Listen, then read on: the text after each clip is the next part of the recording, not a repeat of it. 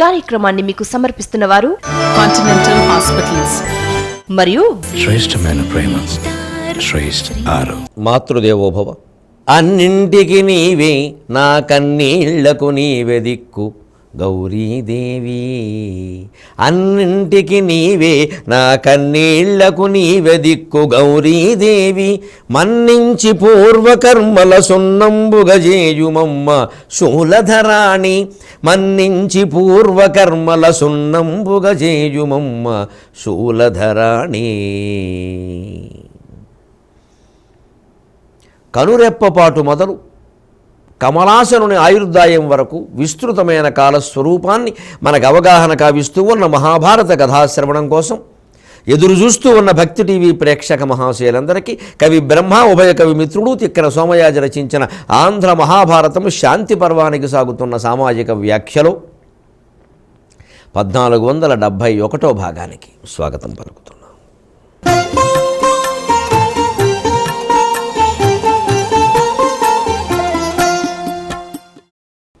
కాలస్వరూపాన్ని చెప్పాడు.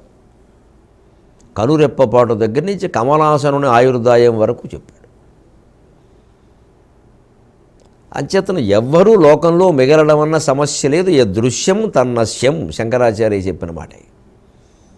ఆ దృశ్యమైనది దేవతా స్వరూపమైన, మానవ స్వరూపమైన, రాక్షస స్వరూపమైన, జడస్వరూపమైన, చైతన్య స్వరూపమైన పోవడం ఖాయం.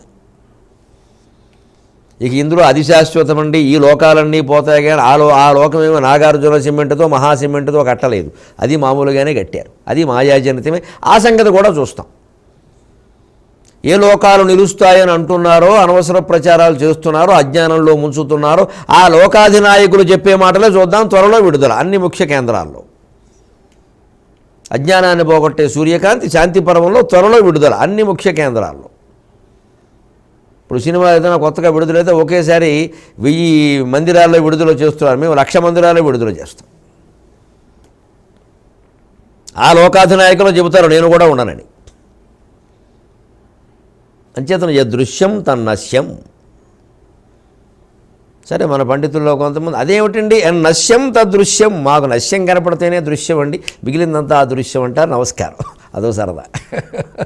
మనకి యదృశ్యం తన్నశ్యం, వారికి నశ్యం తదృశ్యం. ఎక్కడ నశ్యం ఉందో అది వాళ్ళు వెంట పట్టేసుకుంటారు. ఇందులో చూడండి, ఈ కాలస్వరూపం అంతా చెప్పాక ఇప్పుడు యుగ సంధ్యలు చెబుతున్నాడు. కృతయుగానికి త్రేతాయుగానికి మధ్యకాలం సంధి ఉండాలిగా, మరి ఖచ్చితంగా మార్పు. ఇప్పుడు పగటికి రాత్రికి మధ్యలో సంధ్యా సమయం ఉందా లేదా?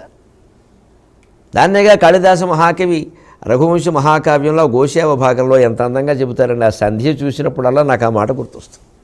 కాస్త అప్రస్తుతం అయితే మన్నించండి కానీ కవిత్వం. దినక్షపా మధ్యగతేవ సంధ్యా తదంతరే సా విరరాజధేనుగు తదంతరే సా విరరాజధేనుగు దినక్షపా మధ్యగతేవ సంధ్య.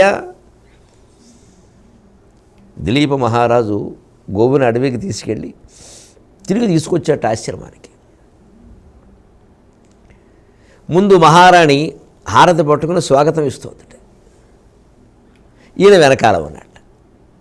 ఆ రాజుకి రాణికి మధ్యలో ఉన్న గోవు ఎలా ఉందంటే పగటికి రాత్రికి మధ్యలో ఉన్న సంధ్యా సమయంలో ఉందంటాడు. కపిల గోవు వర్ణం సరిగ్గా సంధ్యావర్ణం.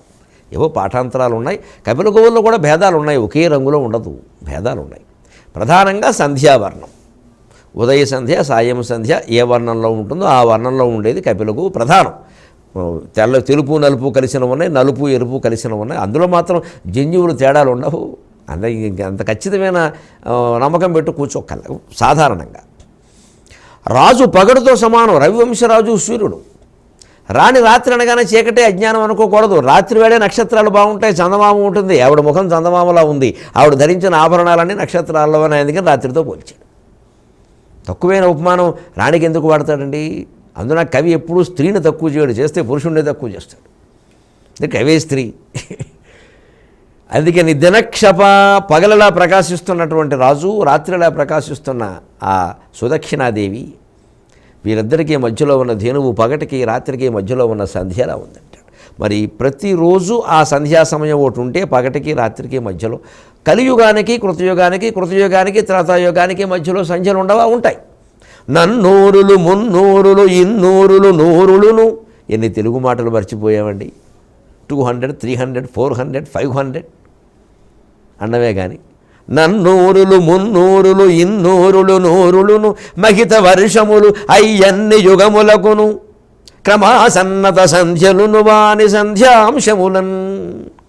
నన్నూరులు మున్నూరులు ఇన్నూరులు నూరులును మహిత వర్షములు అయ్యన్ని యుగములకును క్రమాసన్నత సంధ్యలను వాని సంధ్యాంశములన్.